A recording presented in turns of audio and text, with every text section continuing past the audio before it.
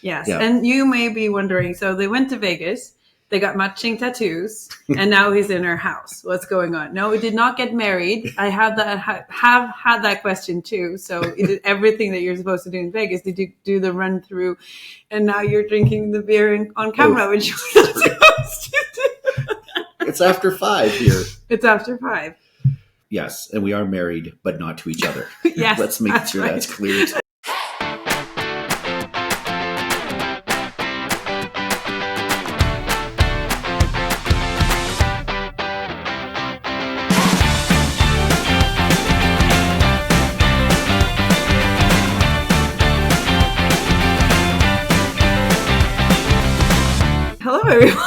Hello, everyone, and welcome to Power Platform Boost podcast with your host, as always, Nick Dolan in the flesh, and me, Ulrikke. Really nice to see you.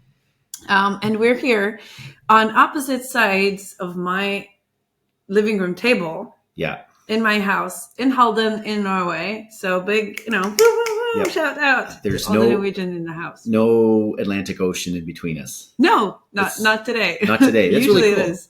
Yes. Yeah. And you may be wondering, so they went to Vegas, they got matching tattoos, and now he's in her house. What's going on? No, we did not get married. I have had that question too. So you did everything that you're supposed to do in Vegas. Did you do the run through? And now you're drinking the beer on camera, which you're not supposed to do. It's after 5 here. It's after 5. And we do this on our spare time because this is, this is MVP stuff. So yes, so you're allowed to have beer. No, we did not get married. We did get matching tattoos. So now you can actually... Yeah. Oh, it's... Whoops. There we go. That's very funny. And they are real. We've been asked that too. I've been asked that a lot. Please tell us it's not the... what did you say? This is one of our friends reached out and say, please say it's not permanent. That was what you said. Yes. And now I need to remember to look into the camera and not look at you. Well, because that's what I do. And yeah, this is going to be the best intro ever to this podcast. Sorry, everyone. No, we did not get married, and you're here because we are doing a project together with a Norwegian customer. Yes, that's why you're here. Yes, and we are married, but not to each other. Yes, let's make sure that's clear too. That's what you said to the cab driver when we went back for getting the tattoo. So yes, we are married, and my kids are here. My husband's here.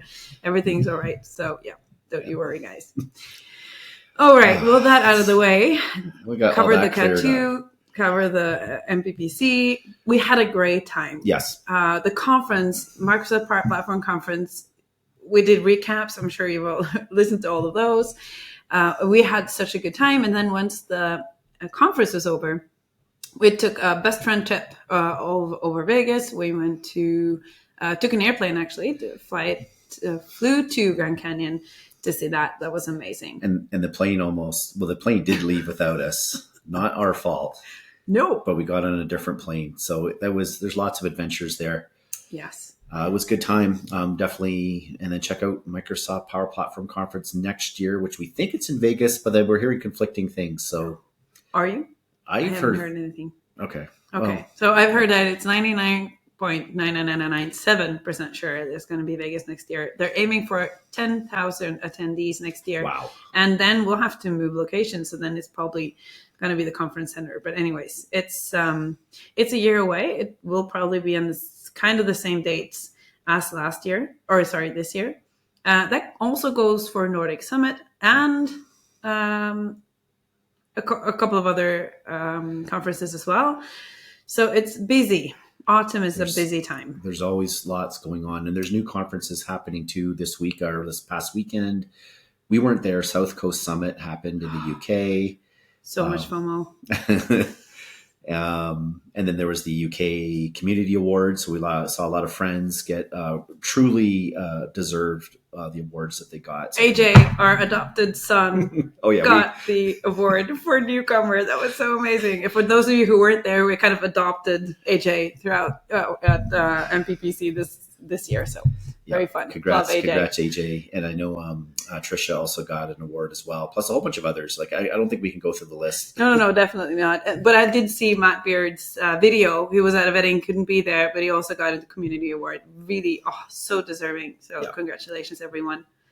Cool. So we've completely gone off script already, but that's okay. That's what we do. So this is good thing we don't do these in person like recordings regularly. This is what happens with the recaps as well. They're a total mess. Yeah.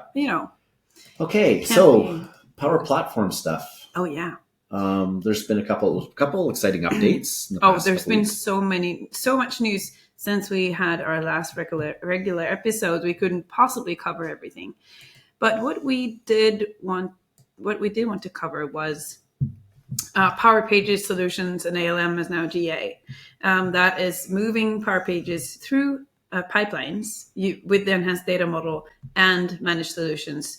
And that is also what one of my talks at MPPC was about. So it was really cool to be on stage and being able to deliver this as a way to move Power Pages ALM-wise, and then it having been GA just a couple of days afterwards. So that was really fun. And so there's a blog post, and there's an announcement, and there's also documentation where you can find everything you need to know about this. Cool. And then the other thing that I saw too was in the September 2023 updates about the modernization and theming in Power Apps. So this is going back to more your regular Canvas apps type Power Apps. A couple things there. A new header control, so a lot more of that responsive design when building Canvas apps. That's pretty exciting. A modern form control. Now this is for the Canvas apps form control, not the model-driven app forms, or the Power Pages forms, or the Forms Pro, or the customer voice forms. So anyways, new form control there. And there's a few other things of some of the data set support for collections. There's per control styling, and there's more stuff coming. They're going to be doing font size property yet. So if you're a font geek, not pointing any fingers across the table. I don't know what you're talking about. A lot of other like a number control. So there's a lot of exciting stuff happening for if you're a Canvas app, Power App maker in the world of building these and new exciting controls to make your apps look absolutely fantastic. Yeah. Can't wait for that. And other news about making everything look brilliant and good.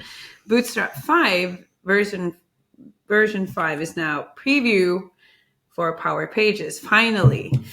Yes. And not only that, I know for a fact that the reason why this has not been released before now is because they have been working with a migration tool that will allow you to migrate from the last version 3.5 to version 5.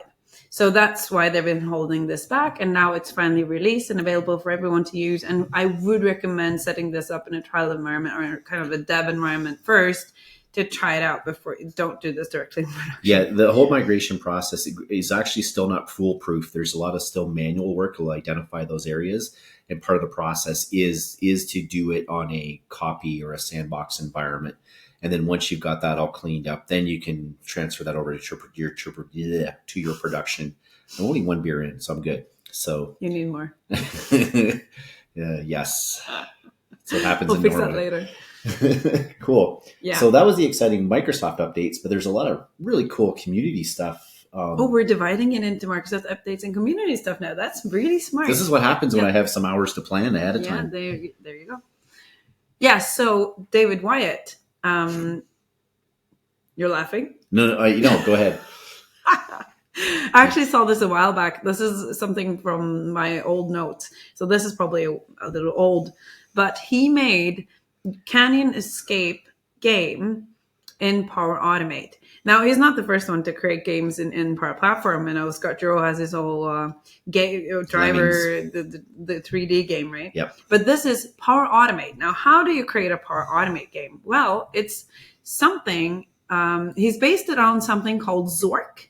And, being young and, in this game, I don't really know. Do you know what Zork is? Absolutely. Zork.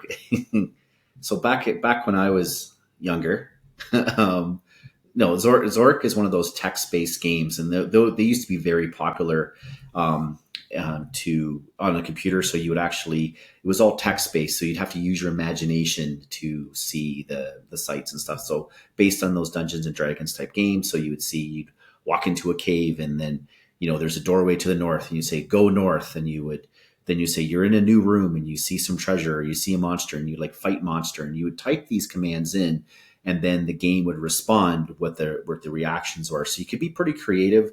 It was pretty neat adventures. I remember making some of these games on my Commodore 64 as well, using Visual Basic. What? I don't understand what any of that means. But sure, sounds fun. So we used to make games, like, text-based games. So that's pretty neat. And then, so he did it in Power Automate. So it actually sends emails and use approvals to simulate this, going through this canyon adventure. So that's super creative. Sounds awesome. Basically could never really be commercial released, like to do like the licensing and whatever else. Plus, I think the email hits and the flow runs and whatever else, but still pretty ingenious use of technology. And to make these games, this is how you learn sometimes, how to learn how to use the technology. So I know, maybe Power Platform isn't the best platform for games, but to learn and to do ingenious things, it's great. It's a fun way to learn. Yeah, I love it. And we did create a Viking kind of Pokemon Go game with the Canvas apps. I think that's actually 4 years ago at ACDC, a hackathon that we throw every year. And that was so much fun. And just getting into that space of real time and the counter and spatial awareness and the accelerator for speed and accuracy and GPS to find friends.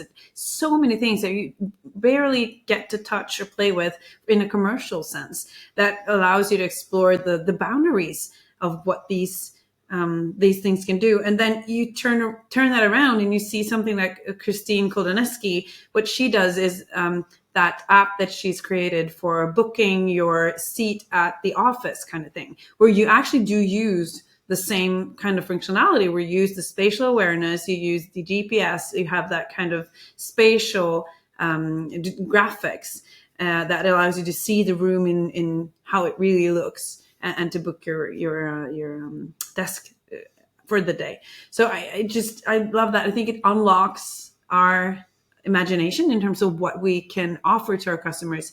And selfless plug, shameless plug, it's called, for ACDC. We've just opened up registrations for ACDC Arctic Cloud Developer Challenge. It's a hackathon that I throw. I'm helping to organize. I'm in the committee. It's going to be in February. So if anyone in Norway know ACDC and want to contribute or want to be a participant this year, the chance to register is now. And it is a finite, it is not a limited amount of space we have. Last year we were at max capacity with 10 teams of 5 attendees each. So make sure to get registered now so you save your spot. Cool. Looking forward to that. So also David Wyatt also posted another thing today, actually, about copilots, and the title is Power Platform More Autopilot Than Copilot. So definitely take this one for a read. It's interesting, his take on copilots. I actually agree with a lot of his points and things I've been kind of saying, kind of half under my breath or half the time in different sessions. Don't get me wrong, I love copilots. But David made the point for something like the GitHub Copilot, where it creates the code and you get to decide, you take a look at that code and you decide whether or not you're going to paste it into your actual application. We saw a great demonstration of that at MPPC. It was the head of, we talked about this on our recap episodes about putting together, creating that snake game, speaking of creating games, but using GitHub Copilot. And it kind of created the code and you're able to take that code and paste it in and modify it. Now, David's point on the copilots within Power Platform is a lot of the things it's kind of autopilot, does everything for you, but it doesn't do it very well sometimes. Like, yes, you have, create me an app that does this, and it goes and creates an app that does what you describe. Usually it's one table, it's like a list in a form, and it doesn't really allow you to kind of build up those pieces and build a much more robust application. It was a very interesting article. It kind of highlights some of the pros and cons for using copilots. And like I said, I'm a big proponent of it, but it's still early days. So hopefully these things can be worked out to where these copilots can be very helpful, because there's a lot of places I'd love to have a copilot, save me a lot of time, a lot of clicking, a lot of thinking, but it's a case of let me build those pieces, because at the end of the day, we still need to know how this all works together. So interesting article there from David on copilots. Yeah, and I actually did a talk at MVP day here in Fredrikstad just a couple of days ago about Copilot and Power Platform, and I also have a workshop with Thomas Sanser later this fall about Copilots and Power Platform. And the way that I see it, and a lot of people talk to this at MPPC as well, now it's a toddler. It makes a huge mess and it tries its best, but it's messy. And you need to know what it creates in order to make it work.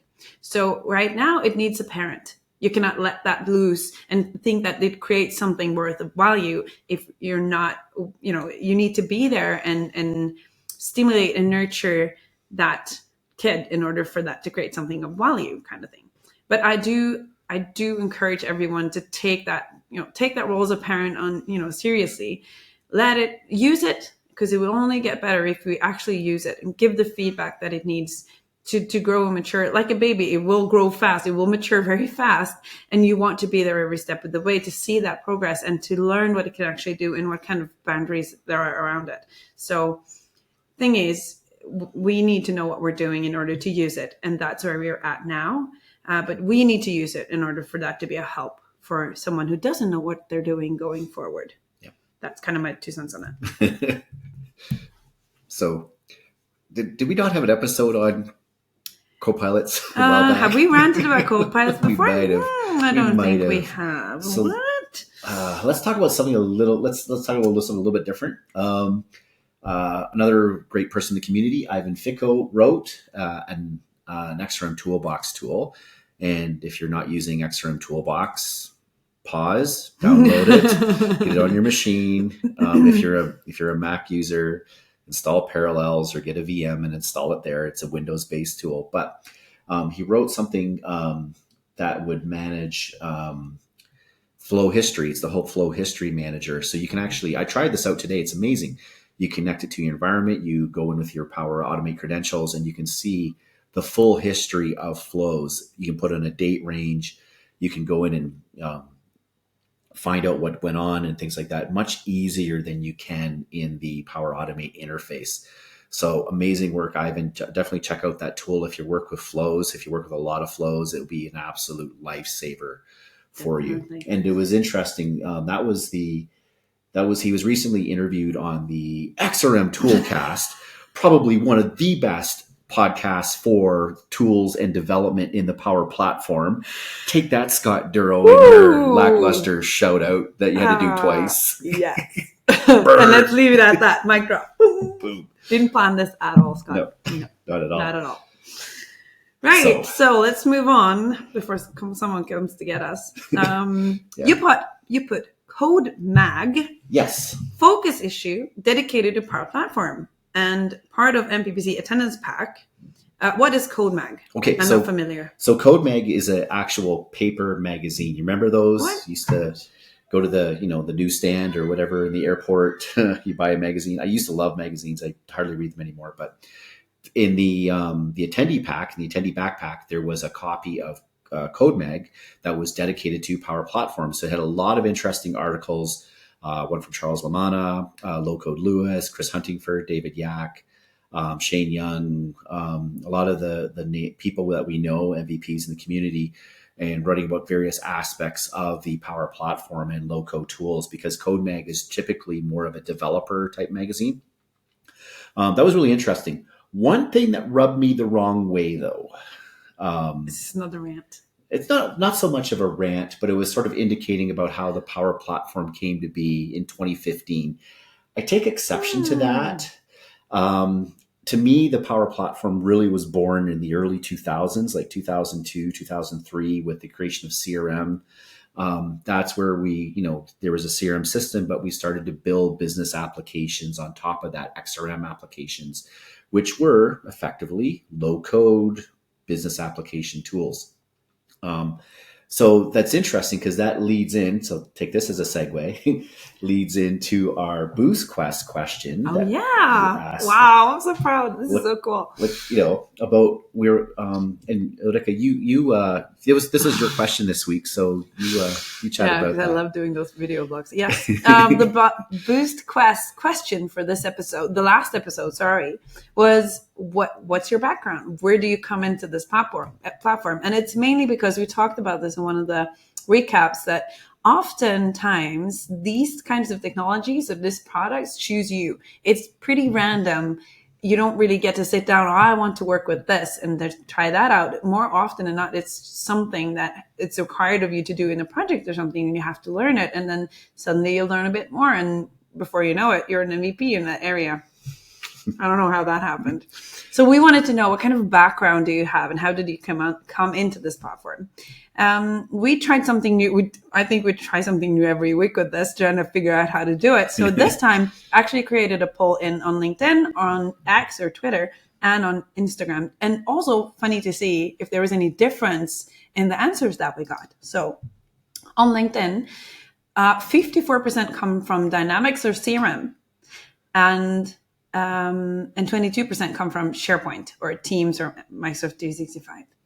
And on X or Twitter, it's the other way around. 20% come from Dynamics or CRM, and 60% come from SharePoint or Teams or M365. Interesting. Very interesting. That's my background as well. So yes, I do see that may be a difference in the audience that we have. Wow. And on Instagram, it was 88% come from Dynamics or CRM side of the tech stack.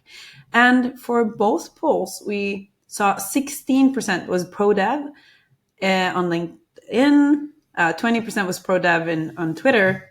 I don't think we have had any pro devs on Instagram. I don't know what that says about Instagram, but another interesting thing that we had. So the fourth option you could choose was I'm a Power Platform native.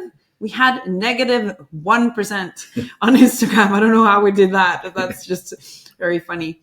And so we had 8% was I'm a Power Platform native, meaning that you're born in the Power Platform kind of thing, that you started here, because most of the juniors will. But that's a very low percentage overall. And Neil Benson called us out. He said, Power Platform native, we just invented that. So sure, we'll own that. Maybe we did. Okay. Yeah. Let's coin that. Yeah. Perfect. Yeah. So very interested to see where you guys come from. And we did get some comments as well, didn't we? Yeah. And because we also asked where you got started as well. And it's interesting. Juliak said in 2003, I broke my leg, had nothing else to do, started making software. So again, Dynamics 365, Power Platform, early 2000s. Yeah. Michael Roth said, my first flow was a tea timer. Press a button, receive a notification 3 minutes later for a reminder to get the bag out of the cup. Easy, useful, and got me hooked. So yeah, I get that. I think a lot of people came in from that side, create an alert or send an email and then, wow, this thing can do lots. Yeah, so a lot of interesting feedback from Carson Groth, David Wyatt, who we just talked about two of his blog posts about Rory. The fact he was an accountant and he wanted to have Excel for Power BI, and he went from Power BI to Power Apps and beyond. He said, "I'm not sure I fit your survey." Absolutely, Rory, you totally do. And speaking of which, Rory also wanted us to shout out that they're doing an event this Saturday in the UK.